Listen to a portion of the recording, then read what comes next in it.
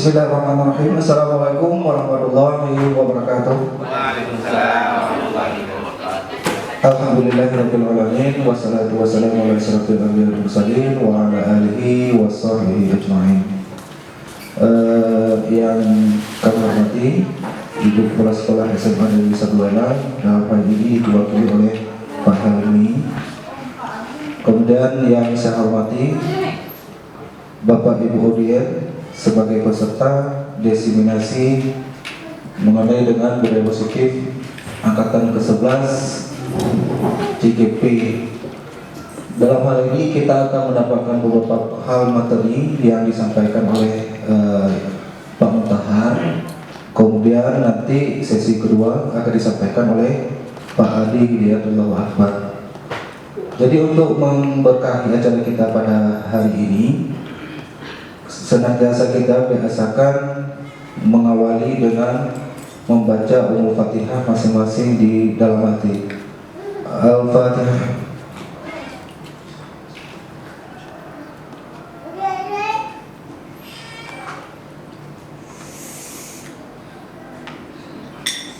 Amin. Nah, mungkin kita sebagai audiens dalam hal ini kita akan menyimak materi-materi penting yang akan disampaikan oleh dua guru JGP tersebut. Nah, mungkin dalam sebelumnya kita perlu membagikan semacam link dalam hal ini mengenai dengan pemahaman tentang paparan yang akan disampaikan pada hari ini. Nah, mungkin nanti kedua guru JGP ini akan membukakan sesi tanya jawab. Jadi silahkan ibu bapak memahami dulu, kemudian memberikan semacam tanggapan ataupun semacam pertanyaan. Nah, untuk selanjutnya kita meminta arahan ataupun bimbingan ataupun pembukaan yang akan disampaikan dalam hal ini diwakilkan oleh Pak Helmi. Kepada Pak Helmi kami persilakan.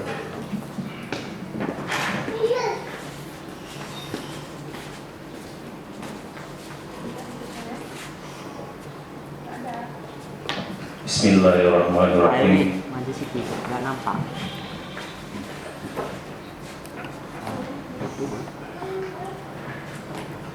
Bismillahirrahmanirrahim. Rabbi shrah li sadri wa yassir li amri wahlul 'uqdatam min lisani yafqahu qawli. Assalamualaikum warahmatullahi wabarakatuh. Waalaikumsalam warahmatullahi wabarakatuh. Ya, terima kasih. Alhamdulillahirabbil alamin wassalatu wassalamu ala asyrofil anbiya'i wal mursalin wa ala alihi wa ashabihi ajmain. Pertama-tama marilah kita sama-sama memanjatkan puji dan syukur kehadiran Allah Subhanahu wa taala atas berkat rahmat dan hidayahnya kita dapat hadir di ruang guru untuk kita sama-sama akan menyaksikan diseminasi yang akan dilakukan oleh rekan guru kita yang mengikuti pendidikan program guru penggerak angkatan ke-11. Salawat dan salam kita sanjungkan ke pangkuan alam Nabi Muhammad SAW yang telah membawa kita dari alam yang awalnya tidak mengenal yang namanya ilmu pendidikan ke alam yang penuh dengan ilmu pendidikan seperti yang kita rasakan pada saat ini. Kata-kata perhormatan saya kepada Ibu Wali Kelas, saya yang menyambung lidah beliau, kemudian untuk Bapak Ibu yang telah berhadir, kemudian untuk Bapak-Bapak yang menjadi pemateri nantinya di diseminasi yang akan kita laksanakan pada hari ini. Baik Bapak Ibu, jadi sebelum kita mulai acara diseminasi, saya akan memberikan sedikit wejangan-wejangan sehingga nanti saat kegiatan diseminasi berlangsung Bapak Ibu lebih semangat dalam mengikutinya. Nah, di sini nanti Bapak-bapak dari CGP angkatan 8, angkatan 11 itu akan membuat diseminasi yang berjudul tentang budaya positif. Di situ sangat banyak Bapak Ibu yang bisa kita ambil manfaatnya, apalagi terkhususkan dalam proses pembelajaran kita.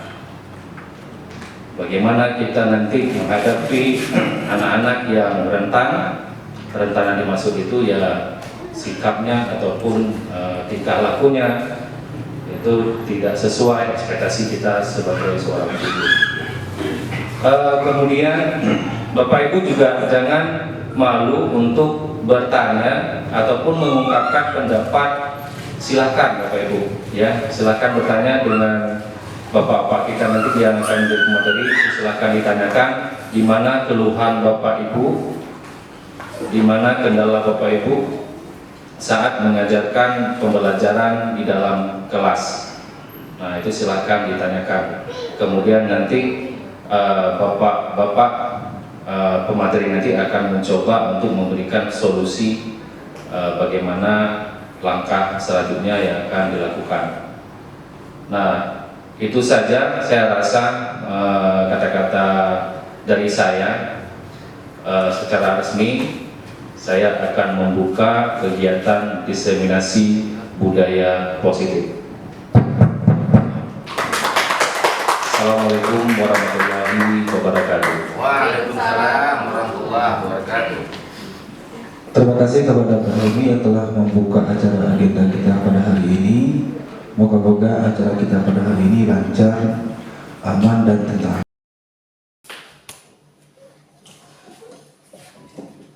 Assalamualaikum warahmatullahi wabarakatuh. Terima kasih kepada Pak Esir yang telah berikan kesempatan. Sebelumnya saya ingin menyampaikan kata kehormatan pertama sekali kepada Ibu Nurhayani SPD MSI selaku Kepala Sekolah SMA Negeri 1 Wela, atau yang diwakili oleh Pak Helmi selaku staf di bagian kurikulum. Lalu tidak lupa juga kata-kata penghormatan terhadap semua wakil kepala sekolah. Lalu yang saya banggakan dan saya hormati rekan-rekan guru yang kiranya telah sudi untuk menyisihkan waktu yang sangat berharga dalam mengikuti kegiatan kami pada hari ini, yaitu ini adalah bagian dari tugas kami dalam pendidikan guru penggerak angkatan 11, yaitu melakukan kegiatan diseminasi dalam modul budaya positif, di mana nantinya saya sendiri akan mencoba memaparkan beberapa poin penting ataupun ilmu yang telah kami dapatkan di pendidikan guru penggerak ini, yang mana kiranya nanti ilmu tersebut dapat kita gunakan atau kita terapkan bersama dan untuk membuat lingkungan sekolah kita menjadi lebih baik. Ya, untuk menghemat waktu mungkin saya langsung saja.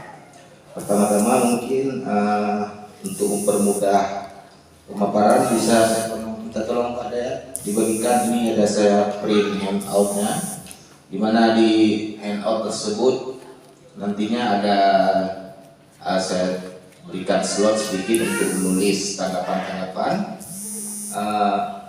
Ya, jadi mungkin sebelum saya langsung ke materinya diseminasi kita hari ini, saya terlebih dahulu sekali lagi ingin menyampaikan terima kasih sebesar-besarnya atas kehadiran dan kesempatan serta waktu Bapak Ibu yang telah hadir pada ruangan yang sederhana hari ini. Dan mungkin mohon maaf dulu di awal karena mungkin persiapan kami kurang bagus, sehingga mungkin nantinya akan banyak kekurangan-kekurangan dalam kegiatan diseminasi singkat hari ini. Baik Bapak Ibu, langsung saja.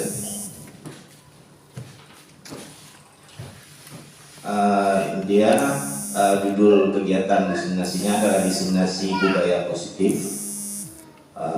Nah, sebelum kita langsung ke materinya, mungkin ini ada saya siapkan sebuah pertanyaan pemantik yang mungkin bisa dicoba untuk dijawab menurut pendapat Bapak Ibu masing-masing. Jika kita bisa mengubah satu hal di dunia ini untuk membuatnya menjadi tempat yang lebih baik, kita diberi kekuatan ya, misalnya kita bisa mengubah satu hal di dunia ini supaya dunia ini yang tempat kita tinggal ini bisa jadi lebih baik. Apa itu yang kita ubah? Nah, mungkin sekitar ya 1 menit atau 30 detik bisa Bapak Ibu tuliskan langsung di handout yang saya bagikan menurut pendapat Ibu masing-masing, seperti itu. Oke.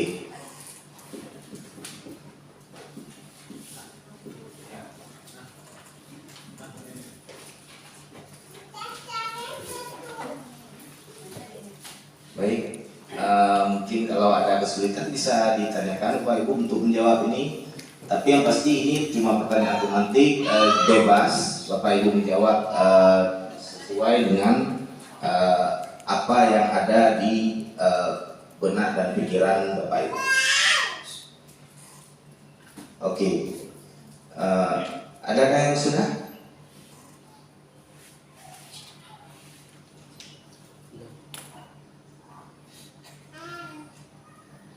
Ya, waktunya kita tidak buru-buru karena memang daripada mungkin kita mengejar nanti tampilan slide ini, saya lebih ingin seandainya kegiatan diseminasi hari ini mungkin bisa meninggalkan kesan ataupun pengalaman berharga bagi Bapak Ibu kan.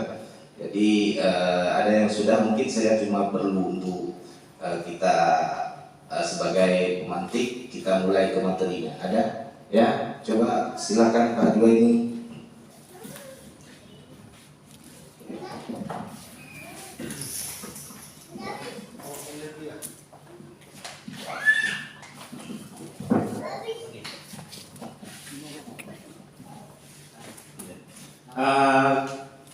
Berdasarkan pertanyaan tadi dari Pak Ade bahwa apa yang bisa kita ubah.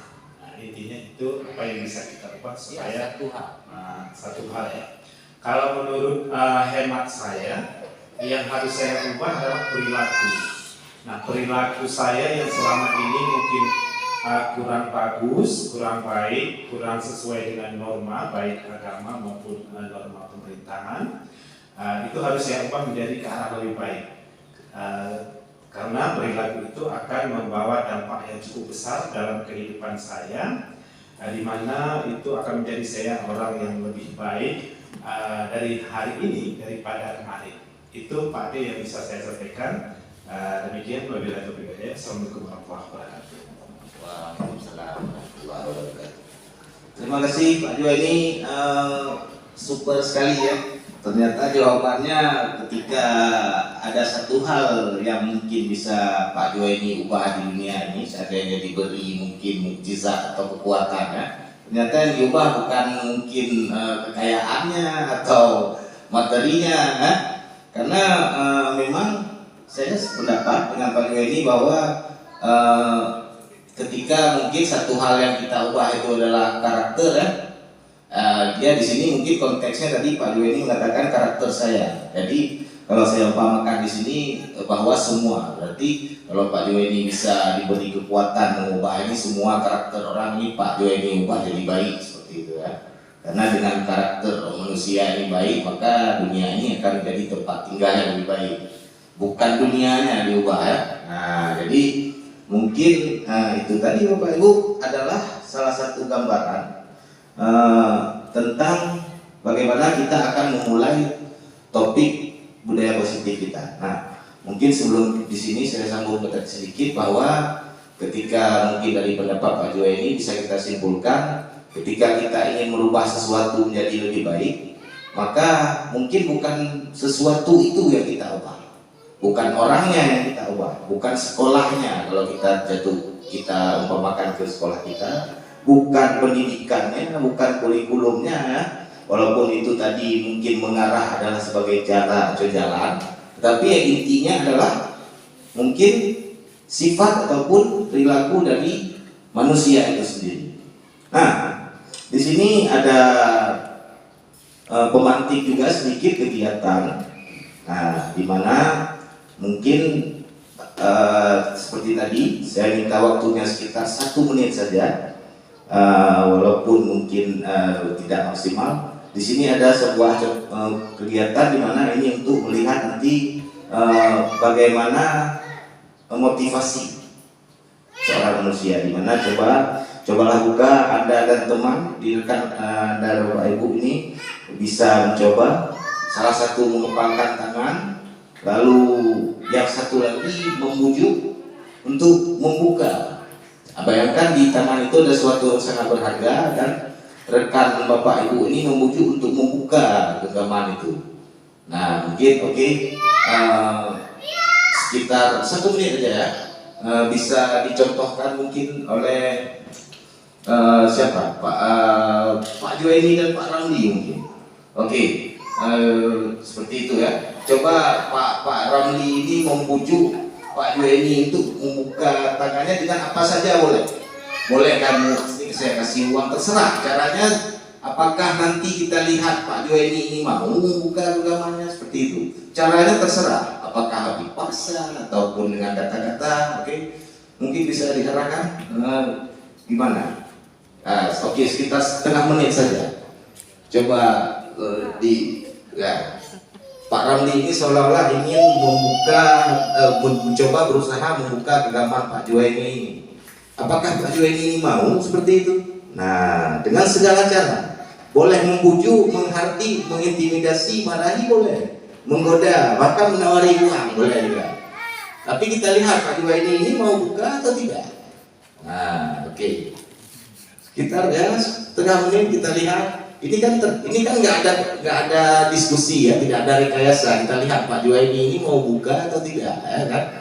Nah, tanpa komunikasi sebelumnya kita lihat maukah Pak Juwaini membuka genggaman tangannya. Ini sepertinya menikmati Pak. Ya menikmati, tapi genggamannya itu masih tidak terbuka rupanya ya. Nah, gimana Pak Ramli? Bisa kira-kira dibuka untuk dibujuk ini, atau dielus, atau mungkin dipaksa aja sekalian? Kalau dibujuk butuh proses yang lama. Proses yang lama kalau kita bujuk ya. Berarti dipaksa gimana dipaksa? Sanggup nggak dipaksa itu? Yang ditakutkan cepat buka. Oke. Terima kasih Pak Ramli dan Pak Juwaini. Nah, berarti kesimpulannya kita bisa melihat Bapak Ibu, Pak Juwaini tidak mau membuka genggamannya kan? Nah, tadi kita lihat apakah Anda membuka kepala tangan Anda? Tidak. Apakah tadi kegiatan ini siapa yang memegang kendali untuk kontrol membuka atau menutup? Tadi yang menutup tangannya Pak Juwaini ketika disuruh buka. Yang kontrol tangan itu siapa? Pak Juwaini. Walaupun tadi Pak Ramli membujuk, mau dipaksa, walaupun Pak Ramli mengatakan kalau dibujuk butuh cara lama, kalau mungkin cara kasar bisa saja, tapi nanti ya takutnya jadi berantem berdua. Nah, seperti itu. Itu cukup jelas. Lalu kita lanjut ke teori kontrol, di mana dari dasar pembicaraan kita tentang kegiatan tadi bahwa ada ilusi ini guru mengontrol murid. Ketika tadi Pak Ramli ingin membuka genggaman itu seolah-olah merasa yakin bisa. Nah, tapi kan sebenarnya yang punya tangan itu Pak Juwaini. Walaupun Pak Ramli ini membujuk, menghardik, memarahi, tetapi tetap saja yang punya kuasa membuka genggaman itu tetap adalah Pak Juwaini sendiri. Nah, ini ilusi bahwa kita mengontrol murid ini salah. Kita tidak bisa mengontrol murid.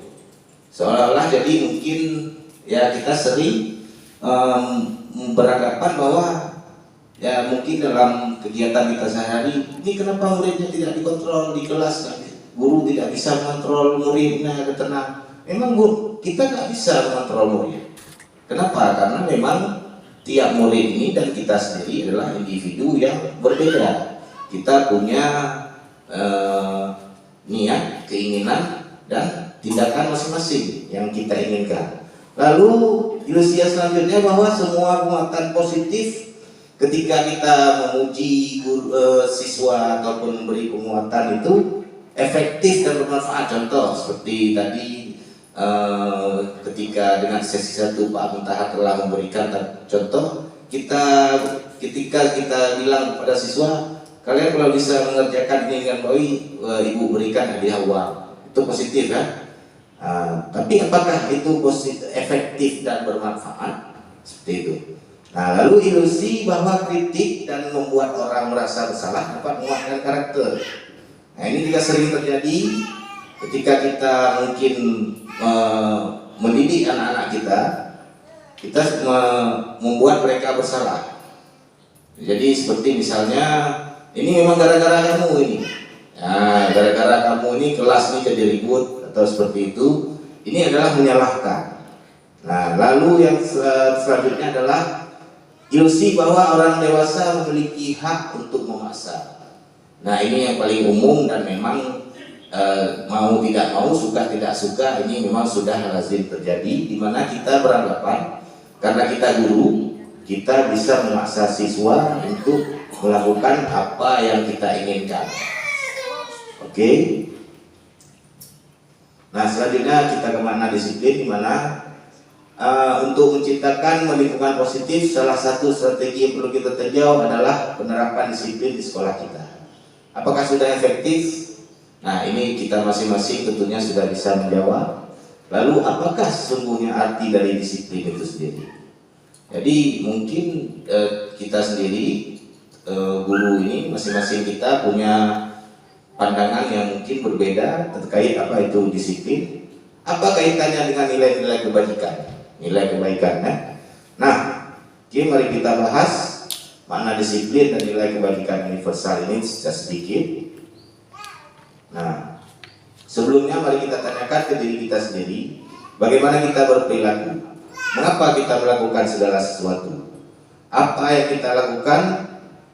Apakah karena ada dorongan dari lingkungan atau dorongan lain? Terkadang kita melakukan sesuatu karena kita menghindari rasa sakit atau ketidaknyamanan. Pernahkah Anda melakukan sesuatu untuk mendapat pujian, untuk mendapat hadiah? Apa lagi kira-kira alasan orang melakukan sesuatu? Tentu saja sangat banyak.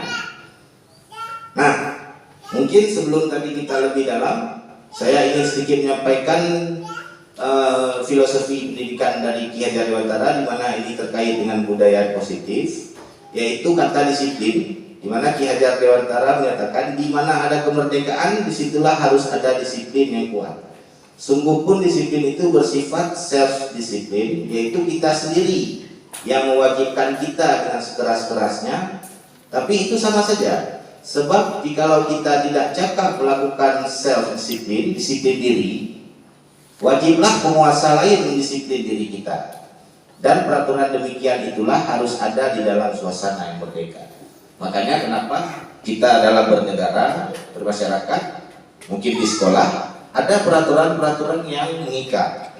Kenapa? Karena memang setiap manusia itu walaupun dia bisa mendisiplinkan dirinya, kita kembali, terutama kita mungkin adalah umat Islam, tetap ada manusia yang silap ataupun lupa, sehingga perlu peraturan-peraturan untuk mengikat tadi sifat khilaf manusia itu.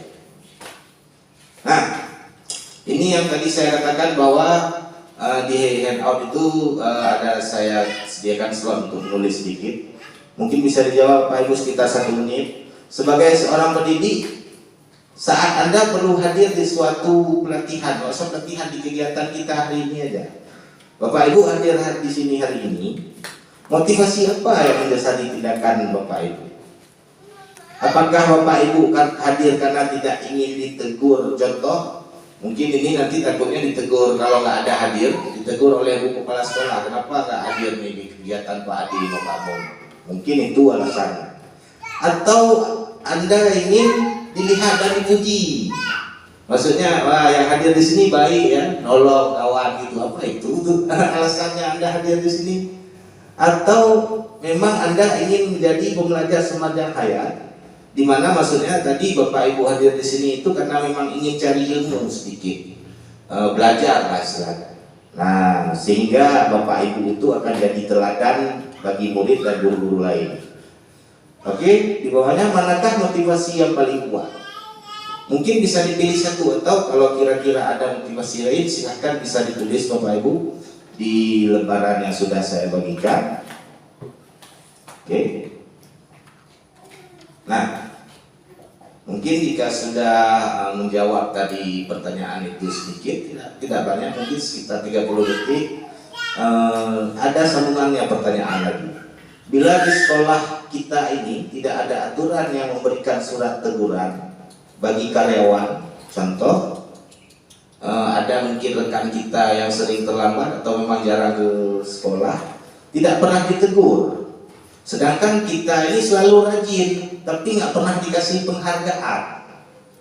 Apakah dengan kejadian seperti itu kita akan tetap berperilaku baik tadi, tetap hadir tepat waktu, walaupun tadi ada kawan kita mungkin telat hadir selalu, nggak datang ke sekolah, dia nggak pernah ditegur. Apakah itu akan membuat kita berubah? Nah, jika memang berubah, apa alasan? Seperti itu, mungkin bisa dijawab. Nah, ditulis saja. Nah, arah pertanyaan tadi adalah bahwa perilaku manusia ini memiliki 3 motivasi, yaitu yang pertama, biasanya manusia ini bertindak untuk menghindari ketidaknyamanan, dajak kenuri atau anak mana ketidaknyamanan ya, atau hukuman seperti itu, untuk mendapatkan imbalan atau penghargaan orang lain, seperti tadi kembali dajak kenuri supaya ya, itu motivasinya ya. Ini simpel saja. Oke, dan atau ada satu lagi, untuk menjadi orang yang mereka inginkan dan menghargai diri sendiri dengan nilai-nilai yang mereka percaya. Nah, ini terkait dengan di wilayah kita seperti itu. Nah, lalu dilanjutkan lagi untuk pemahaman lebih dalam. Sebagai seorang guru, waktu Bapak Ibu hadir di kelas tepat waktu, sebabnya apa? Kenapa Bapak Ibu mau hadir tepat waktu? Apakah hadir tepat waktu supaya jangan dimarahi ke kepala sekolah? Itu motivasinya.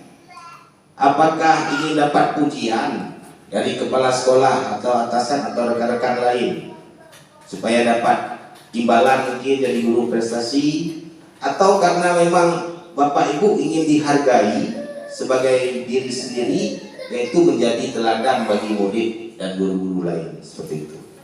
Nah, manakah motivasi ini? Tentu saja ini bisa langsung Bapak Ibu jawab. Saya tidak akan mengambil sampel terlebih dahulu, hanya untuk sebagai refleksi saja ya, seperti itu.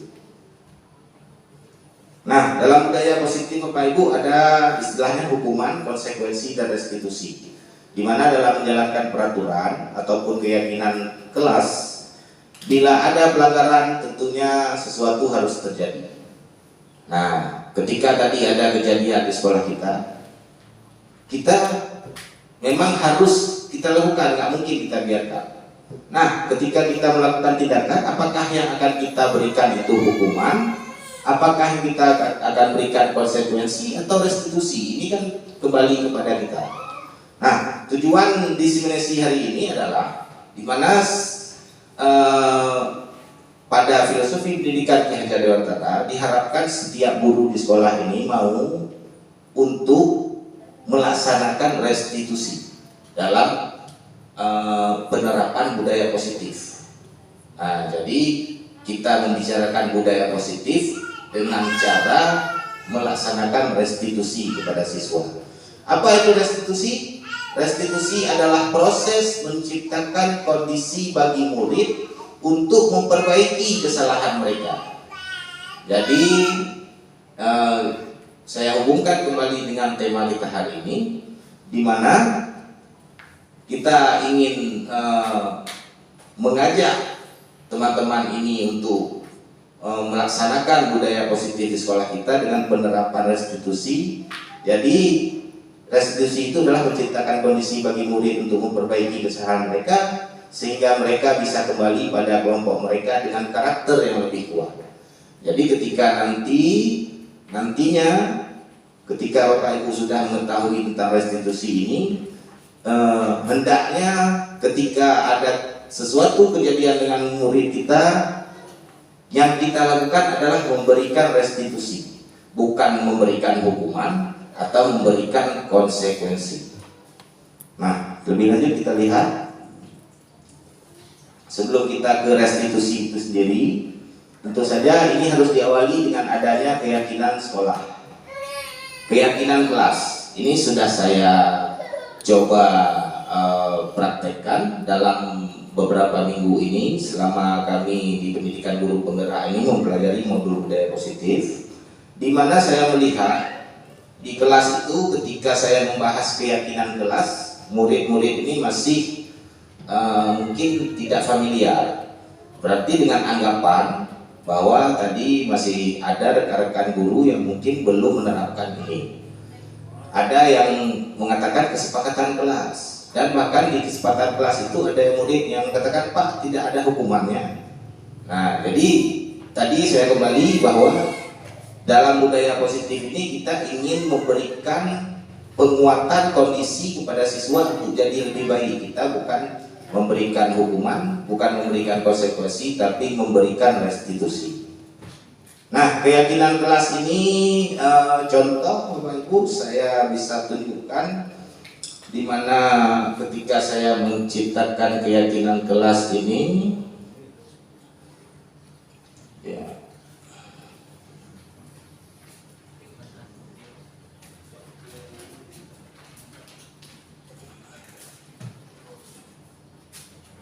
oke. Nah, ini di kelas 11 Pocuk Barin. Oke, itu ada tahapannya. Bagaimana pembentukan keyakinan kelas yang nanti sebentar lagi akan saya tampilkan.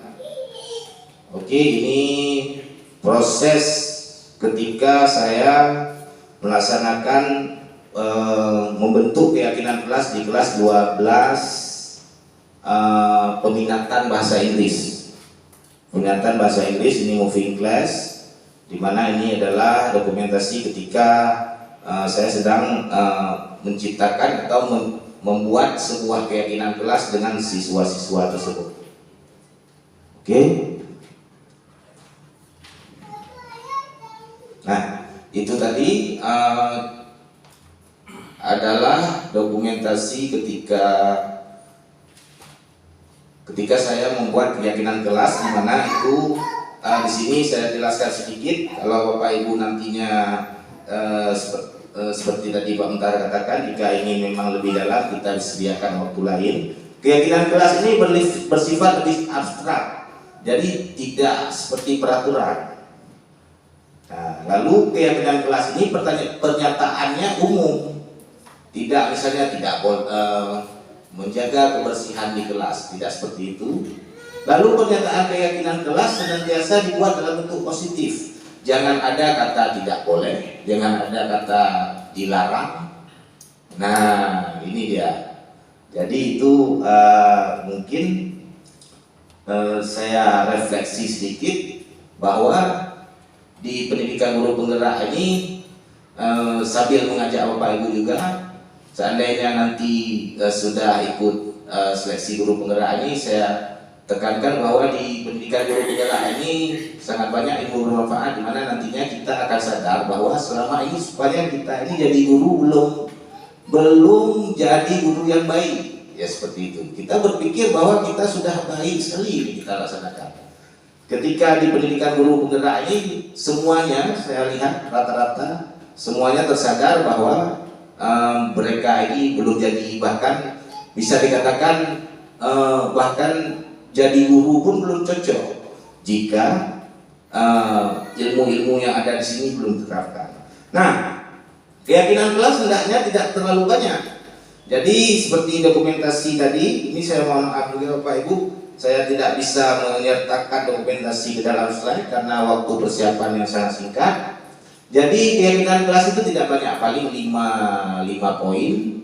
Kalau di kelas 12 tadi itu ada 5 poin, di kelas 11 Pocuk Barin sudah saya buat itu 4 poin saja, nanti akan kita tampilkan. Dan keyakinan kelas sebaiknya sesuatu yang dapat diterapkan di lingkungan tersebut. Jadi jangan terlalu luas, di kelas itu saja.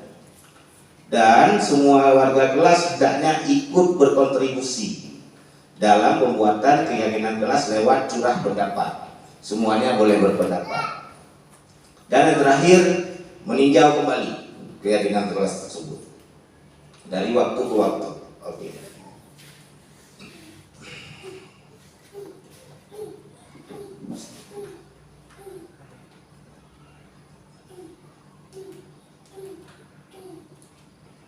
Nah, ini dia prosedurnya. Jika Bapak Ibu nantinya ingin buat keyakinan kelas, ini nggak mesti di awal Bapak Ibu.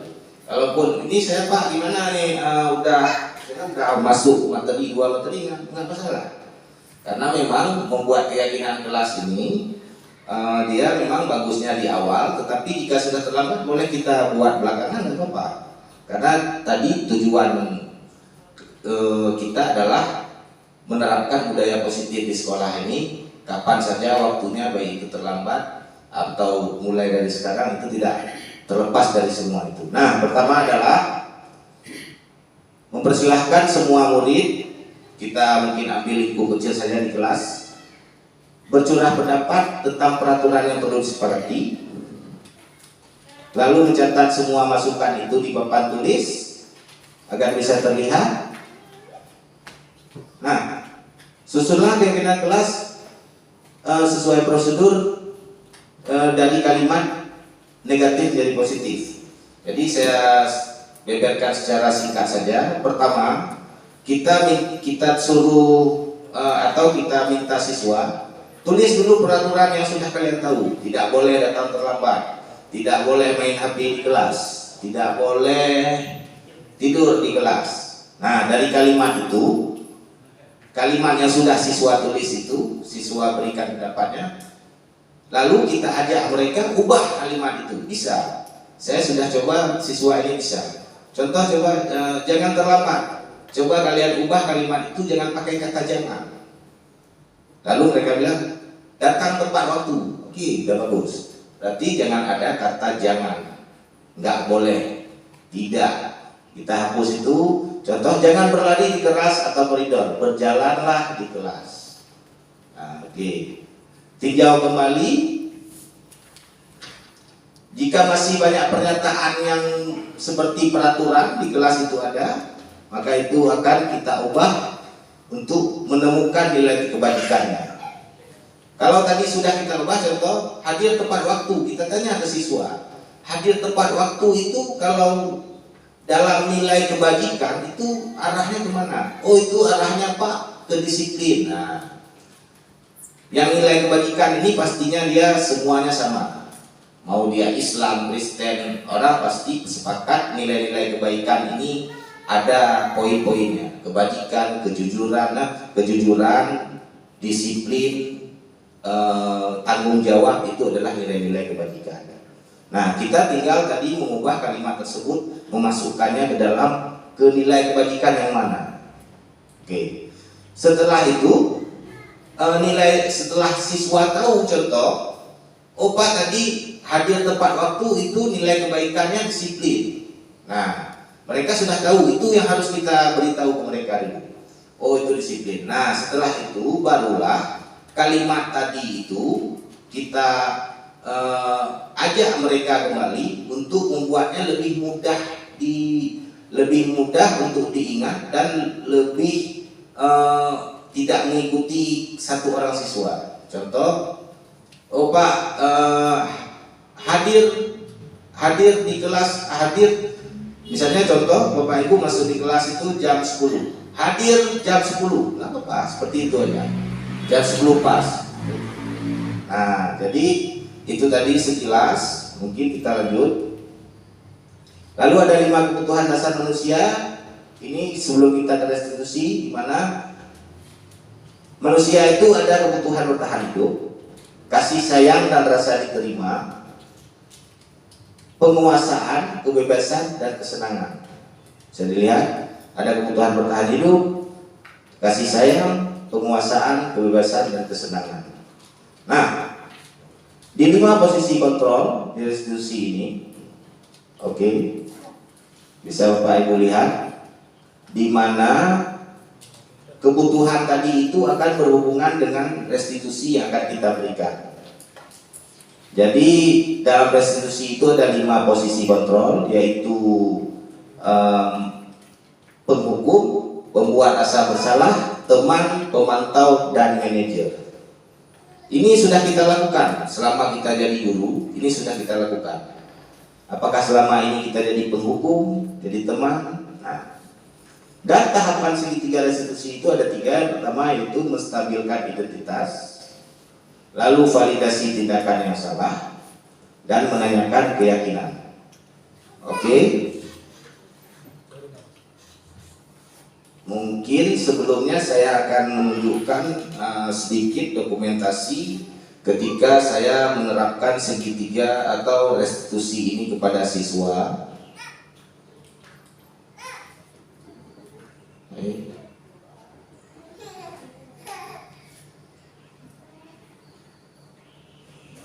Nah, ini contohnya Bapak Ibu, mungkin tadi sudah diberikan pengetahuan sedikit oleh rekan kita Pak Helmi sebagai rekan guru bergerak, bahwa ketika kita melakukan restitusi ini usahakan jangan di depan umum, Pak Helmi ya. Jadi kita harus membawa siswa itu seprivasi mungkin, mau pakai ruang BK atau ruang kita pribadi terserah, yang jelas tidak di depan umum. Ini ketika saya merestitusi Rahmat Yatim, siswa kelas 12, di mana dia datang terlambat sekitar setengah jam setelah jam 8, dan bisa dilihat mungkin ini kurang jelas tampilannya, di celananya itu robek ya. Jadi pertama gara-gara telat menjalar ke hal lain. Nah, oke. Di mana tadi dalam ketika melakukan restitusi ini saya ulangi kembali. Kita akan melakukan pertama langkahnya menstabilkan identitas. Nah, menstabilkan identitas, contoh kalimat yang saya tanyakan waktu itu, bahwa apakah kamu sadar kesalahan yang kamu lakukan? Seperti itu. Ya Pak, saya tahu Pak, saya datang terlambat. Oke, kenapa kamu nggak boleh datang terlambat misalnya? Ya karena saya sebagai seorang siswa seharusnya datang jam 8. Nah, lalu validasi tindakan yang salah, di mana kita menanyakan, kamu kenapa datangnya terlambat? Waktu itu saya mencoba melakukan validasi ini dengan pertanyaan yang simpel, dan menanyakan ini tidak sekedar alasannya saja, kita harus tahu asal penyebabnya serta rangkaian kejadiannya seperti itu, sehingga kita tahu betul-betul kenapa siswa itu melakukan kesalahan, apa alasannya. Ada siswa yang nggak mau jujur, ini tergantung teknik kita menggalinya. Dan yang terakhir, langkah yang terakhir adalah menanyakan keyakinan. Maksudnya kita tanya, kita bisa contoh, kita berikan pertanyaan, menurut kamu datang terlambat itu baik atau tidak? Nah, ini adalah contoh menanyakan keyakinannya. Waktu itu saya menanyakan ke Rahmat Yatim ini, menurut kamu pakai celana robek seperti itu gimana? Maksudnya hebat, bagus, keren, atau gimana? Jadi dia jujur bahwa keyakinan dia ini suka pakai celana seperti itu, dan saya rasa itu mungkin keyakinannya karena dia yakin pakai celana seperti itu keren ya, nampak ya bandel lah sedikit seperti itu. Jadi ini kita sudah tahu keyakinannya, tidak serta-merta kita memberikan solusi berdasarkan tadi, berdasarkan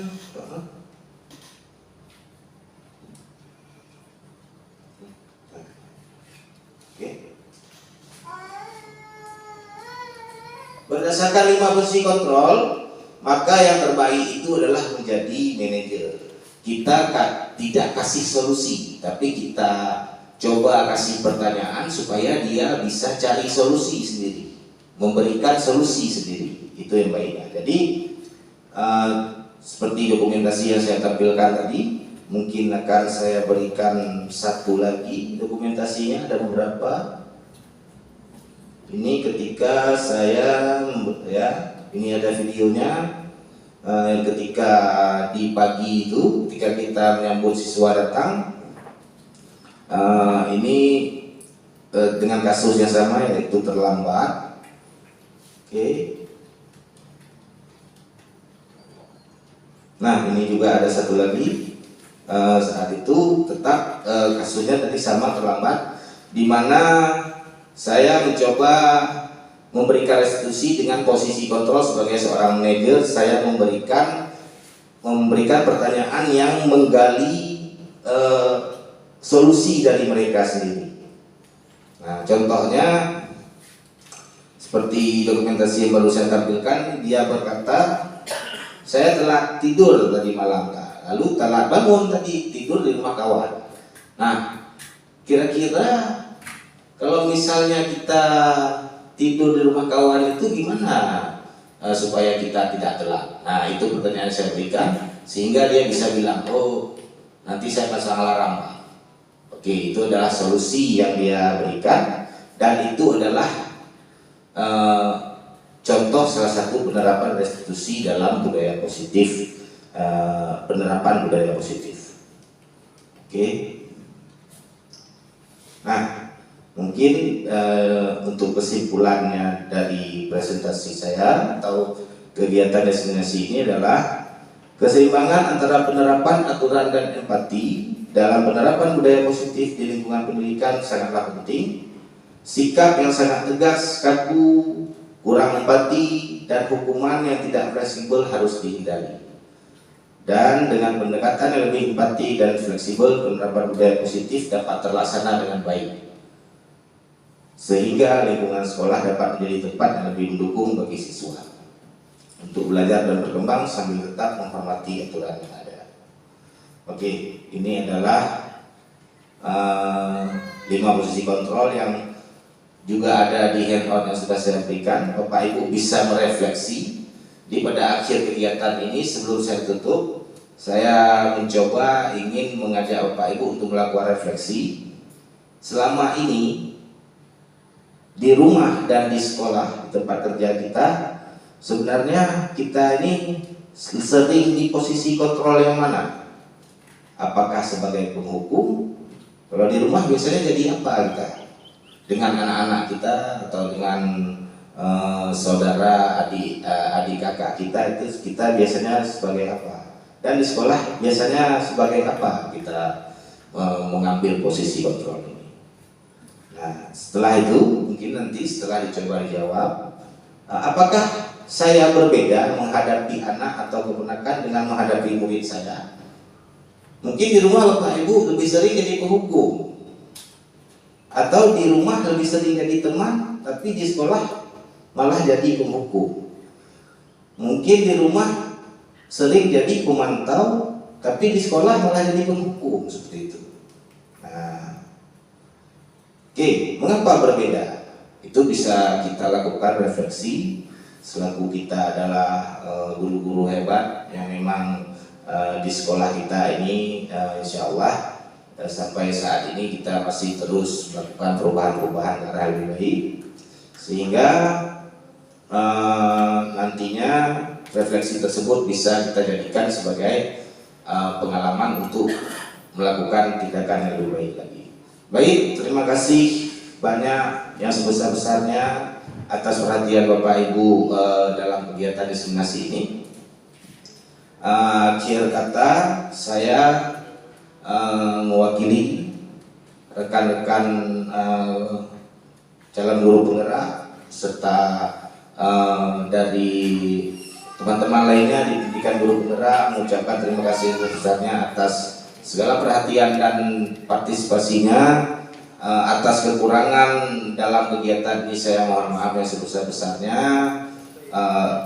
dan sekali lagi terima kasih terkhususnya kepada Ibu Kepala Sekolah Ibu Nurhayani SPD BSD atau yang mewakili Pak Geda Helmi yang telah memberikan kesempatan bagi kami untuk melakukan atau melaksanakan kegiatan ini di sekolah kita yang kita cintai ini.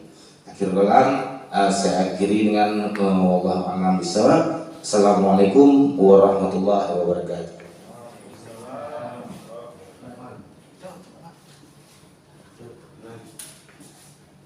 Baik, terima kasih kepada Pak Ade yang telah memberikan paparan singkat mengenai dengan materi mengenai dengan diseminasi budaya positif pada sesi yang kedua.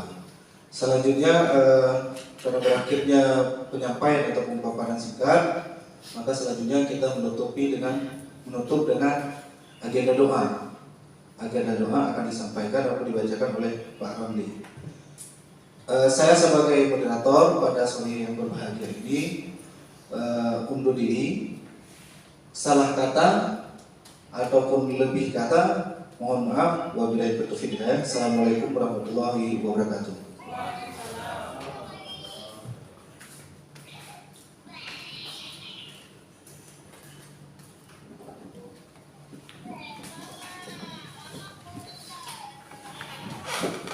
Assalamualaikum warahmatullahi wabarakatuh. A'udzubillahi minasyaitonir rajim. Bismillahirrahmanirrahim. Alhamdulillahirabbil alamin hamdan wa yu'tihi ya rabbana lakal hamdu kama yanbaghi li jalali wa rizqil karimi wa 'azimi sultani. Allahumma inna nas'aluka ridhaka wa salmata wa na'udzu bika min syakhatika wan nar. Rabbana atina fid dunya hasanah wa fil akhirati hasanah wa qina adzabannar. Walhamdulillahirabbil alamin. Al-Fatihah. Warahmatullahi wabarakatuh. Bismillahirrahmanirrahim.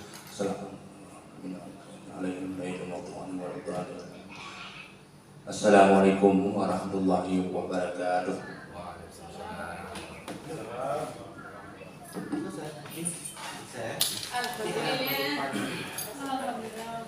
Mungkin fotonya